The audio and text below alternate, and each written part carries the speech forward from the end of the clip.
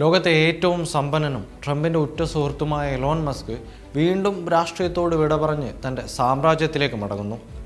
Tesla, space X കമ്പനികളുടെ നായകൻ Elon Musk American രാഷ്ട്രീയത്തിൽ തൻ്റേതായ മുദ്ര പതിപ്പിച്ചിരുന്നു. US പ്രസിഡന്റ് ഡൊണാൾഡ് ട്രംപിൻ്റെ ഡോജ് ഉപദേശക സമിതിയുടെ തലവനായും $300 മില്യൺ ഏകദേശം 2500 കോടി രൂപ സംഭാവന നൽകിയൊക്കെയുമാണ് മസ്ക് ആഗോള രാഷ്ട്രീയ വേദിയിൽ തിളങ്ങിയിരുന്നത്. എന്നാൽ ഈ യാത്ര അത്ര എളുപ്പമായിരുന്നോ എന്ന് ചോദിച്ചാൽ അല്ല എന്നതാണ് ഉത്തരം. റോഡ്ജിൻ്റെ ഭാഗമായുള്ള കടുത്ത തീരുമാനങ്ങൾ, ജീവനക്കാരെ പിരിച്ചുവിടലും ചെലവ് ചുരുക്കലും അമേരിക്കയിൽ വൻ വിവാദങ്ങൾക്ക് വഴിയൊരുക്കിയിരുന്നു. ടെസ്ല കമ്പനിക്കെതിരെ ബഹിഷ്കരണങ്ങൾ ഉയർന്നു. വാഹനങ്ങൾക്കും ഷോറൂമുകൾക്കും നാശനഷ്ടങ്ങളുണ്ടായി.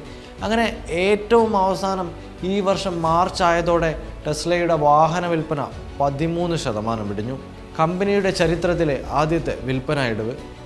അതിനിടെ മസ്കിൻ്റെ സോഷ്യൽ മീഡിയ പ്ലാറ്റ്ഫോം എക്സ്, നമ്മുടെ പഴയ ട്വിറ്റർ, ഒരാഴ്ചക്കിടെ 2 തവണ തകരാറിലായി. ലോകമെമ്പാടുമുള്ള 10,000-കണക്കിന് ഉപഭോക്താക്കളെ ബാധിച്ച ഈ തടസ്സങ്ങൾ എക്സിൻ്റെ വിശ്വാസ്യതയെ ചോദ്യം ചെയ്യപ്പെട്ടു. മണിക്കൂറുകൾക്ക് ശേഷം പ്ലാറ്റ്ഫോം പുനഃസ്ഥാപിക്കപ്പെട്ടെങ്കിലും ഈ പ്രതിസന്ധികൾ മസ്കിനെ ഒരു നിർണായക തീരുമാനത്തിലേക്കാണ് നയിച്ചത്. ഇനി രാഷ്ട്രീയമില്ല, സ്വന്തം കമ്പനികളാണ് എൻ്റെ ലക്ഷ്യം, മസ്ക് എക്സിൽ കുറിച്ചു. 24 മണിക്കൂറും ടെസ്ല, സ്പേസ് എക്സ് എന്നിവയിൽ ശ്രദ്ധ കേന്ദ്രീകരിക്കാനാണ് അദ്ദേഹത്തിൻ്റെ പദ്ധതി. അടുത്ത ആഴ്ച നടക്കാനിരിക്കുന്ന സ്പേസ് എക്സിൻ്റെ സ്റ്റാർഷിപ്പ് ലോഞ്ച് ഈ തീരുമാനത്തിൻ്റെ പ്രാധാന്യം എടുത്തു കാണിക്കുന്നു. മസ്കിൻ്റെ ഈ തിരിച്ചുവരവ് തൻ്റെ സാമ്രാജ്യത്തിൻ്റെ നഷ്ടപ്പെട്ട തിളക്കം വീണ്ടെടുക്കാനുള്ള ശക്തമായ ശ്രമമായിട്ടാണ്. എലോൺ മസ്കിൻ്റെ ഈ പുതിയ ദിശാബോധം എന്ത് മാറ്റങ്ങൾ കൊണ്ടുവരും? ടെസ്ലയുടെ വിൽപ്പന വീണ്ടെടുക്കുമോ? ഈ ചോദ്യങ്ങൾക്കുള്ള ഉത്തരങ്ങൾക്കായി ലോകം ഉറ്റുനോക്കുകയാണ്.